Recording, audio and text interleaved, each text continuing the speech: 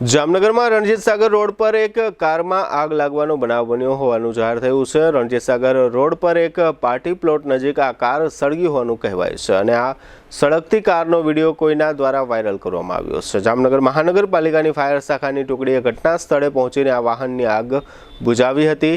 આ પ્રકારના વાહનોમાં અચાનક આગ લાગવી અને જોતજોતામાં આગ મોટી થઈ જવી એ પ્રકારની ઘટનાઓ વારંવાર બની રહી હોય લોકો આવી ઘટનાઓને શંકાની નજરે પણ જોતા હોય છે।